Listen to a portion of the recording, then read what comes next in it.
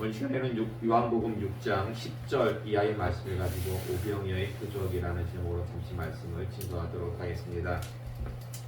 오늘 본문 말씀은 드디어 예수님께서 본격적으로 오병이어의 표적을 행하시는 내용인데요. 10절 말씀 보시면 예수님께서 뭐라고 말씀하십니까? 이 사람들로 앉게 하라. 그런데 당시 풍습이나 원어적으로 보면은요, 이 번역은 좀 부족합니다. 더 정확하게 번역을 한다면은 어떤 식이 되냐면 이 사람들로 기대어 눕게 하라. 기대어 눕게 하라. 그게 정확한 번역입니다.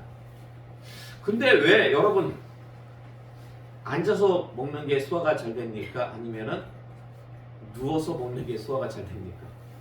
네? 앉아서 먹어야죠. 근데 왜 예수님은 누워서 먹으라고? 그때 풍습이 그랬기 때문에. 예. 사실 비스듬히 누워서 식사하는 것은요 원래 유대인들의 풍습이 아니었습니다. 로마인들의 풍습이었습니다. 그들의 식사 방법이었습니다. 비스듬히 누워 있으면요 이제 하인이 음식을 가져다 주잖아요. 그래서 이렇게 식사할 수 있다는 것 자체가 로마인의 지위와 권력을 상징했다고 합니다. 자, 그럼 왜 이런 식사 방법이 유대인들의 문화로 정착이 되었을까요? 뭐 여러 가지 이유가 있겠지만 그 중에 한 가지는 로마에 대한 항거라 할 수 있습니다. 항거.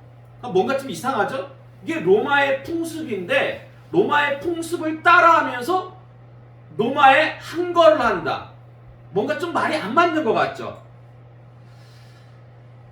당시 이스라엘은 로마의 식민지였습니다. 그렇지만 유대인들은요, 자신들이 로마의属국이지만 외교적으로는属국이지만 정신적으로는 우리는 하나님의 백성이요, 우리는 자유인임을 그들은 강조했습니다. 여러분, 우리 이 천안 안에 있는 병천이라고 있어요. 병천. 예. 병천하면 여러분 뭐가 유명합니까? 순대. 아니, 이게 물론 권사님은 사시는 곳이 안석이니까 예, 그렇게 탁 튀어나올 수가 있어. 근데 천안에 계신 분들은 순대라고 얘기하면 안 돼. 천안 병천하면은 유명한 게 유관순. 예, 유관순 고향이 병천이에요. 거기서 만세운동을 했어요. 만세운동. 근데 여러분, 유관순이 만세운동을 한 이유가 뭡니까? 만세운동하면서 뭐라고 외쳐요? 대한독립 만세! 독립을 위해서 만세운동을 했잖아요. 사실 유대인들이 비스듬히 누워서 식사를 한 것도요, 이와 비슷한 의도가 있었습니다. 이게 무슨 말씀이냐면 앞서 얘기했듯이 로마인들은 비스듬히 누워서 식사를 했는데요, 성인 남자들은 비스듬히 누워가지고 식사를 했지만은 여자라든지 아이들 그리고 노예들은 서서 먹거나 다른 방법으로 식사를 했다고 합니다.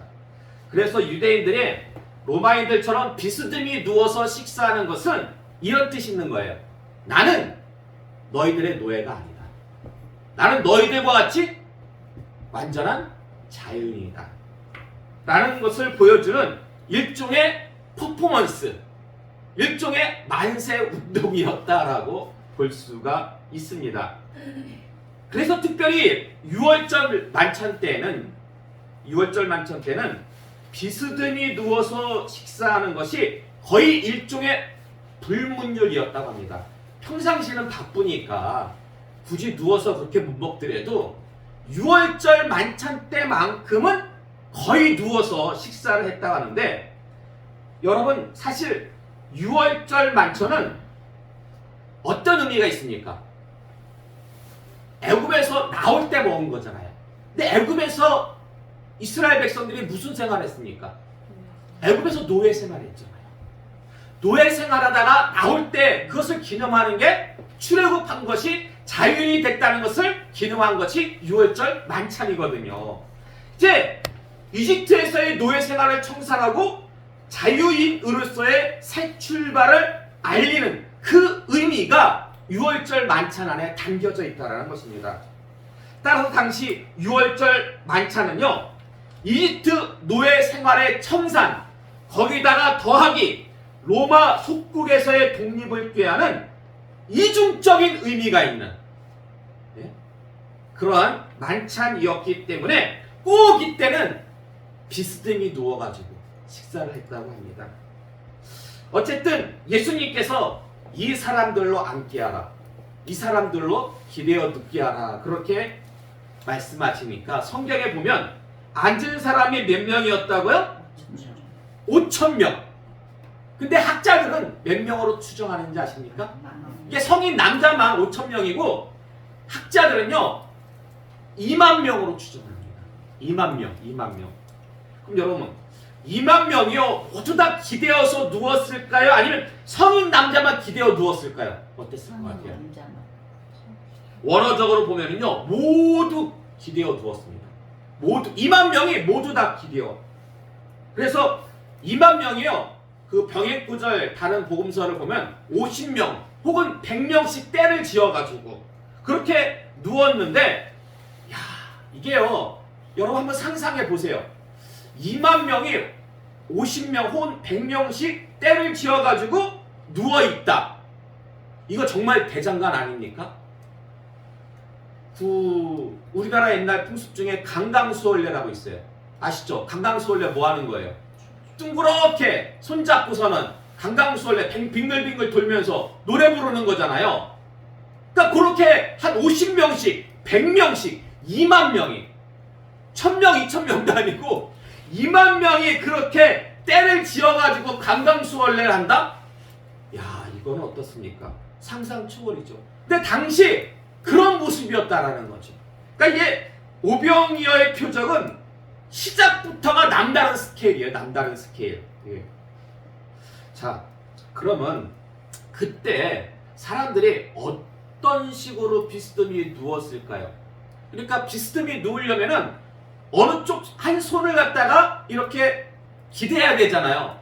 왼손을 기대었을 것 같습니까? 기대고 누웠을 것 같습니까? 아니면 오른손을 기대고 누웠을 것 같습니까? 왼손? 왜? 그렇죠. 맞아요. 오른손으로 먹잖아요. 대부분 오른손잡이니까 왼손으로 기대고 오른손으로 먹어야 되죠. 그러면 앞으로 기댔을까요? 이렇게 뒤로 기댔을까요? 어땠을 것 같아요? 앞으로 이렇게 기대가지고 먹었을 것 같아요? 아니면 뒤로 이렇게 기대서 먹었을 것 같아요? 예? 앞으로 기댔습니다. 앞으로. 예. 그래서 여러분 요한복음 13장 21절에서 26절의 말씀 볼까요? 주보 참고하세요. 요한복음 13장 21절에서 26절의 말씀 우리 함께 한 목소리로 공독하겠습니다. 시작. 예수께서 이 말씀을 하시고 심령이 괴로워 증언하여 이르시되 내가 진실로 진실로 너에게 이르노니 너희 중 하나가 나를 팔리라 하시니 제자들이 서로 보며 누구에게 대하여 말씀하시는지 의심하더라. 예수의 제자는 하나 곧 그가 사랑하시는 자가 예수의 품에 의지하여 누웠는지라. 시몬 베드로가 머리짓을 하여 말하되 말씀하신 자가 누구인지 말하라 하니 그가 예수의 가슴에 그대로 의지하여 말하되 주여 누구이니까? 예수께서 대답하시되 내가 떡 한 조각을 적셔 주는 자가 그니라 하시고 곧 한 조각을 적셔서 가롯 시몬의 아들 유다에게 주시니. 아멘.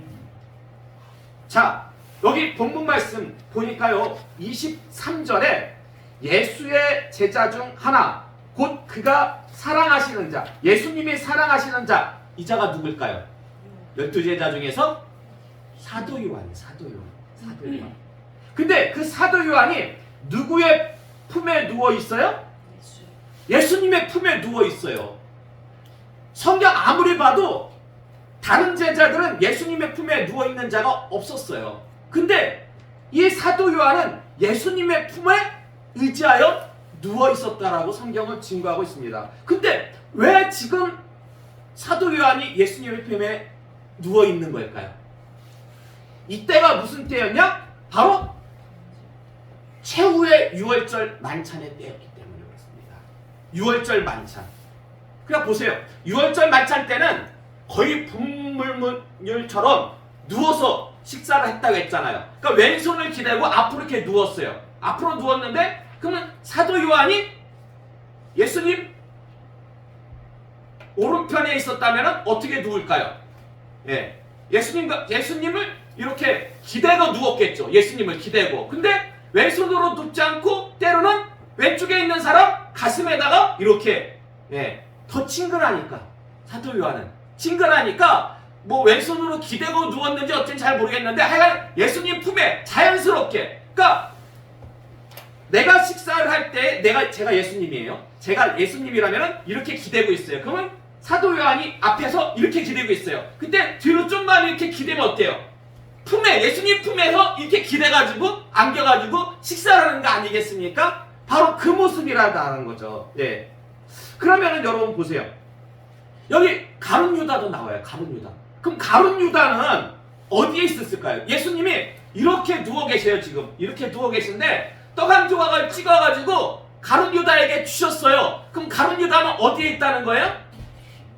바로 그렇죠. 멀리 있는 사람 있으면은 찍어서 얘따 먹어라 이렇게 던지겠습니까? 예수님이 그렇게 못하죠. 지금 예수님의 가슴, 예수님의 오른쪽에는 사도 요한이 지금 있고 예수님께서 떡을 찍어가지고 주실 수 있는 거리는 바로 뒤에 있는 예수님 왼쪽에 있는. 예?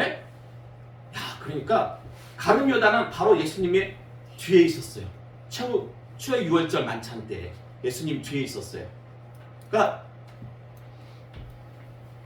예수님 뒤에서 예수님을 바라보면은 뭐가 보일까요? 뒤통수.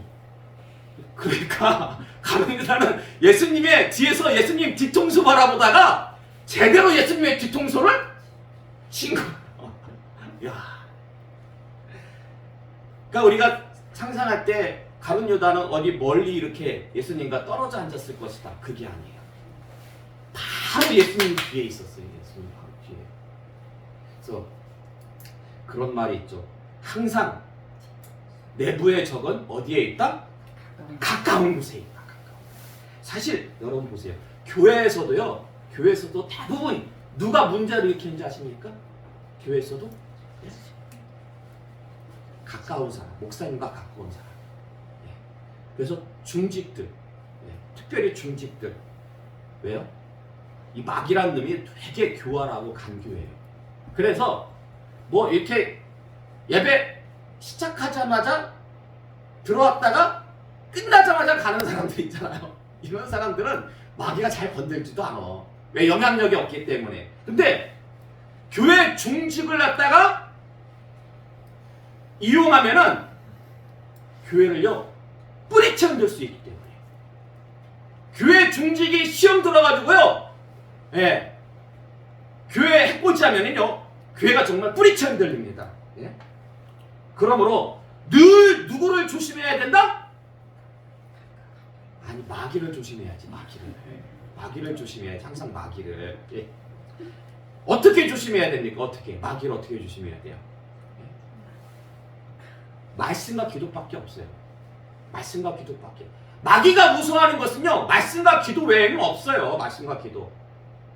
여러분,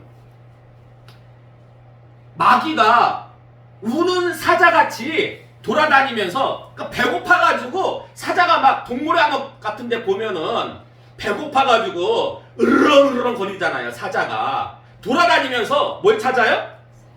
먹잇거리를 찾잖아요. 똑같아요. 마귀도 우는 사자처럼 막 이렇게 으르렁거리면서 교회 주변을 갖다가 배회해요. 근데 첫 번째 목표로 삼는 타깃이 누군지 아십니까? 교회 안에서 이 마귀란 놈이 중직이에요. 중직을 흔들면 되잖아요. 근데 어떤 중직? 말씀과 기도가 없는 중직. 말씀과 기도가 없는 중직은요 밥이에요. 밥. 마귀의 밥이에요. 마귀의 밥이기 때문에, 마귀란 놈도 알기 때문에 첫 번째 목표로 삼는다니까요. 그래서 교회 중직을 세울 때는 정말 신중에 신중을 기해야 됩니다. 예전에는요, 교회 장로를요 서로 안 하려고 했대요. 예전에는. 왜요? 왜 서로 안 하려고 했을까요? 그래요. 교회 건축하게 되면은 누가 건축위원장 하겠습니까? 당연히 장로님이 해야 되겠죠. 근데 예? 당신 다 어려웠잖아요. 그러면 교회 건축하려면은 교회 건축위원장인 그 장로님이 어떻게 헌금해요? 먼저 본을 보여야 되니까 자기 집을 팔아요. 자기 집을 팔아가지고 교회에다가. 그러니까 교회 장로 되면은 당연히 자기 집을 팔아가지고 교회에다가 헌금해야 된다라는 그런 의식이 있었기 때문에, 선배들이 그런 관례를 보여줬기 때문에 서로 안 하려고 했대요. 실제로 충덕교회 김인근 장로님이라고 지금 계세요. 근데 그분의 부친이신 고 김석산 장로님은 그 충덕교회가 화재로 전소가 됐거든요. 화재로 전소가 돼가지고 교회를 다시 지으려고 할 때에 자기 집을 팔았어요. 자기 집을 팔아가지고 그 절반을 교회에다 바쳤대요. 절반을 교회에다 바치고 나머지 절반 가지고, 그때 당시 교회 주변은 집값이 비싸가지고 그걸로 못 사니까 저기 외곽으로 그렇게 나갔다고 하시더라고요.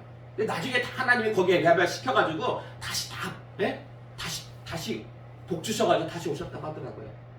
근데 보세요. 그렇게 자기 집을 팔아가지고 교회를 건축할 정도의 그런 장로님이 교회를 어지럽히겠습니까? 목사님 뒤통수 치겠습니까? 제가 그 권 목사님, 제 부교육자리 있을 때 권정희 목사님 그런 얘기를 하시더라고요. 그 장로님이 연말쯤 되면은 항상 목사님 댁에 들른대요. 목사님 댁에 들러서 한번 둘러보겠습니다 하고 그냥 그 사택 있잖아요. 사택 구석구석을 그냥 다 이렇게 둘러본대요. 근데 그렇게 둘러보시는 이유가 뭘까요? 그렇죠. 어디 혹시 보수할 데가 없는지, 어디 수리할 데가 없는지, 일부러 그러니까 그냥 다 둘러보시고, 그리고 1년에 한 번씩 신문지 있잖아요. 신문지에다가 이렇게 돈을 싸가지고 목사님 집 앞으로 집어던진대. 누가 뭐 거기 이름도 안 써 있고, 그러니까 쉽게 말해가지고 목사님 필요한데 쓰시라고. 그냥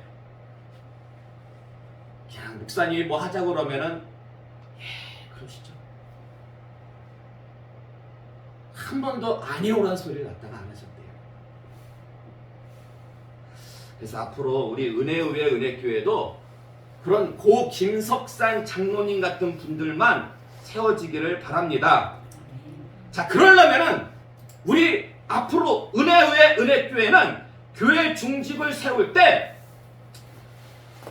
뭐를 봐야 되겠습니까? 오직 믿음만 봐야 돼요. 오직 믿음만. 그분이 정말 말씀을 사모하고 정말 기도에 열심히 있는지 그것만 봐야 돼요. 근데 요즘은요, 시대가 변해가지고 그게 좀 뒷전으로 미뤄졌어요. 그 뭐를 먼저 볼까요, 지금? 학력을 먼저 봐요. 학력을 먼저 봐요. 그리고 두 번째는 그분이 세상에서 어떤 지위를 가지고 있는지. 그리고 세 번째는 또 재산을 봅니다. 근데 보세요. 김석산 장로님 같은 분 보세요. 뭐 학력이 뭐 있겠어요? 제가 알기로는 별 보잘것 없는 걸로 알고 있어요. 그분 지위? 제가 알기로는 그분 세상에서요 노가다 하셨어요. 공사 현장에서 일하시는 그런 일꾼이었어요. 재산? 그분이 재산이 많았으면 자기 집을 팔아가지고 교회 건축공을 하겠습니까? 그냥 오직 믿음 하나요. 믿음 하나. 근데 그런 분이 교회가 장로가 됐을 때에 제가 우리 아는 어느 선배 목사님 하신 말씀, 그 교회 장로님이요 재산이 수십억이요. 재산이 수십억. 지금은 아마 100억 단위가 넘어갔을지도 몰라. 근데 그 목사님이 은퇴할 때까지 한 번도 그 장로님한테 식사 대접을 못 받아요. 아니 재산이 수십억이 있으면 뭐합니까? 남한테 베풀지를 갖다가 못하는데. 그러나 똑같은 장로라도 어떤 장로님은 그렇게 재산이 없음에도 불구하고 자기 집을 팔아가지고 교회에 헌금할 정도예요. 어디서 차이가 납니까? 믿음에서 차이가 납니다. 그러니까 여러분 제발 학력과 지위와 재산 이런 거 가지고 교회 중직 뽑지 마세요. 반드시 문제 생깁니다. 반드시 문제 생겨요. 오직 믿음만 보시고 뽑는 그런 여러분 되시기 바랍니다. 자, 이제 다시 말씀으로 돌아가가지고 예수님이 이렇게 앉아 계시고 오른편에는 누구? 사도 요한. 예수님 왼편에는 누구? 가룟 유다. 그러면은 베드로는 어디 앉았을까요? 베드로.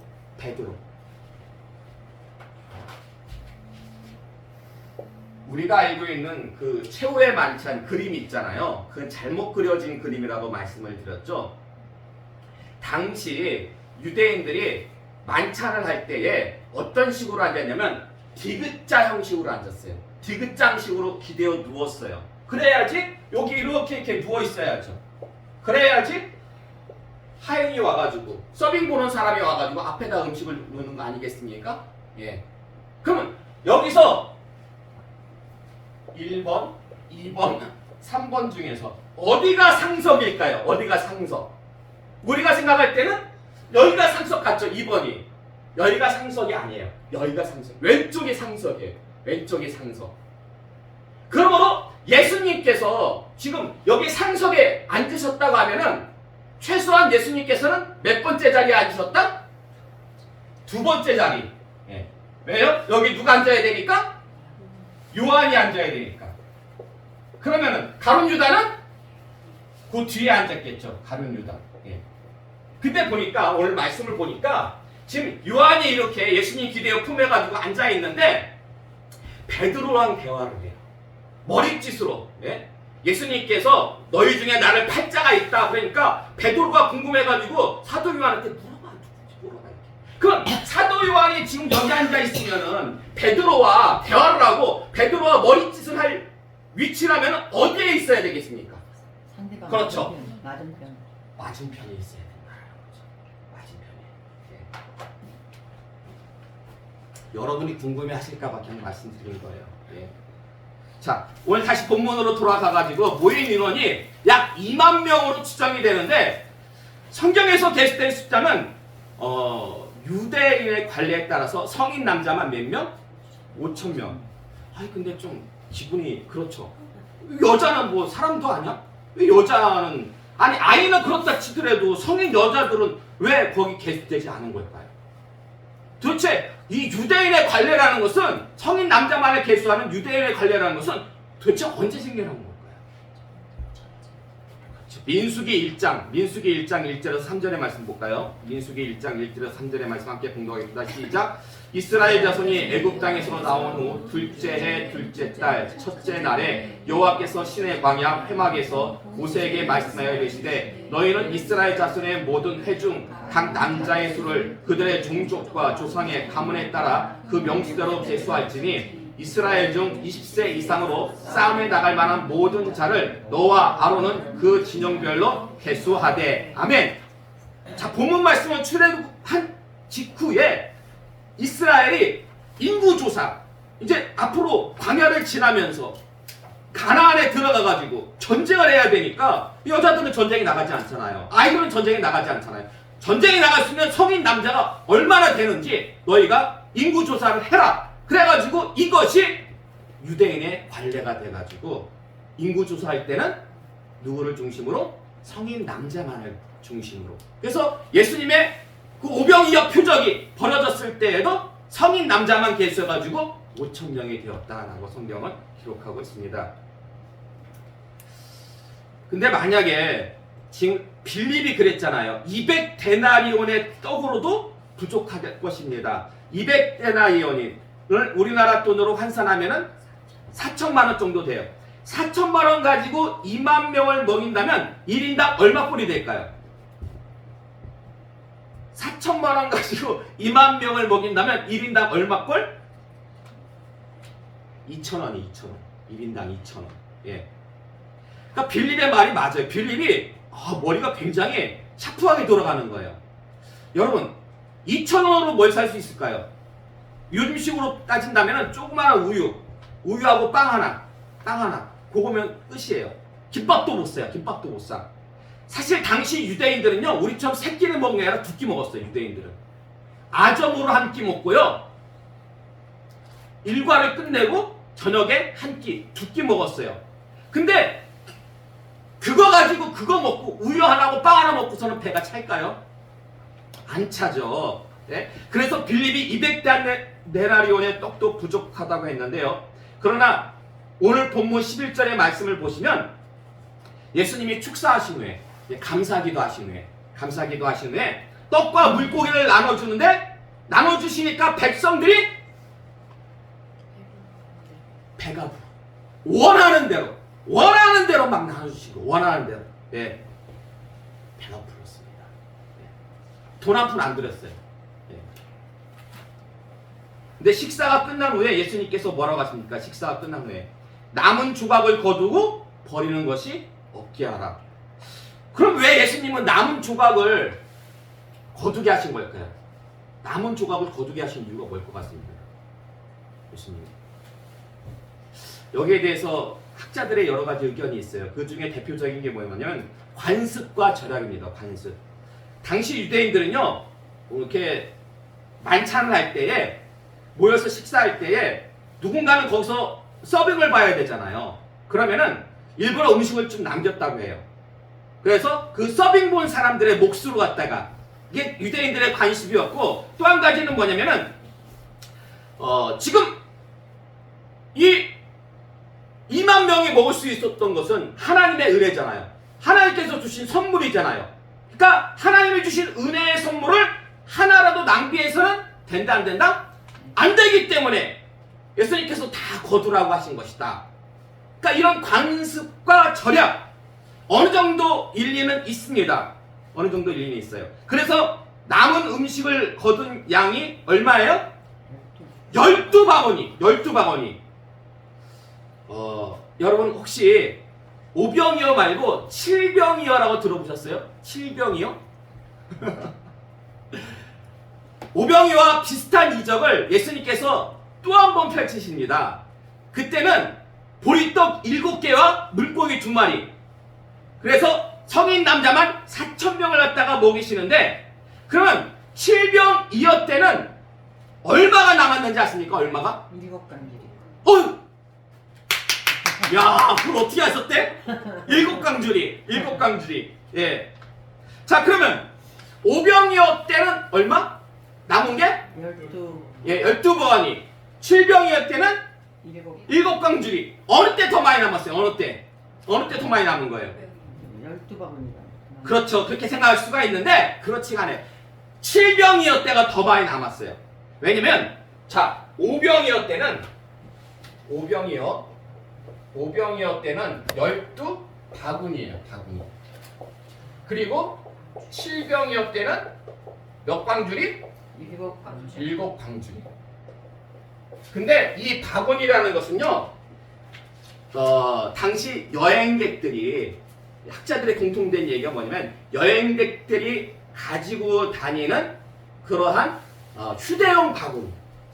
여행할 때. 그러니까 우리식으로 얘기하냐면 옛날에 먼 길 떠날 때 뭘 싸요? 배낭. 아니 그 옛날 조선시대 때 개나리 개나리 보찜. 예? 그러니까 그 개나리 보찜 정도 되는 거예요. 바구니는. 예. 근데 여러분 이 광주리는요 사이즈가 이거보다 훨씬 커요. 사도행전 9장 23절에서 25절의 말씀 볼까요? 사도행전 9장 23절에서 25절의 말씀. 자, 함께 봉독하겠습니다. 시작. 여러 날이 지남에 유대인들이 사울 죽이기를 공모하더니 그 계교가 사울에게 알려지니라. 그들이 그를 죽이려고 밤낮으로 성문까지 지키거늘 그의 제자들이 밤에 사울을 광주리에 담아 성벽에서 달아 내리니라. 너희는 자 보세요. 사도 바울이 지금 성에서 탈출할 때 무엇을 타고 탈출합니까? 이 광주리가 이 광주리예요. 네. 그러니까 사람이 탈 정도의 광주리. 사람이 탈 정도의 광주리. 여기 개나리 꽃집에 타면 떨어져서 죽어요. 사람이 탈 정도의 광주리니까 사이즈가 훨씬 더 커요. 그러니까 비록 7광주리지만은 사이즈를 볼 때 훨씬 더 크기 때문에 어느 때 더 많이 남은 것이다? 7광주리. 7광주리 때 더 많이 남았던 겁니다. 예. 자, 그럼 다시 본문으로 돌아와서 이 12바구니, 이 12바구니라는 것은요, 12바구니라는 것은 어떤 의미가 있을 것 같습니까? 아니면 그냥 모으다 보니까, 남은 거 모으다 보니까 12바구니일 것 같습니까? 12제자 하고 비슷한 거 아니에요? 학자들의 일반적인 견해예요. 거의 공통된, 학자들의 공통된 거의 일반적인 견해는요, 12바구니에다가 어떤 상징성을 두지 않습니다. 이건 특별한 의미가 없다. 12바구니라는 것은 특별한 의미가 없다라고 그렇게 상징성을 두지 않아요.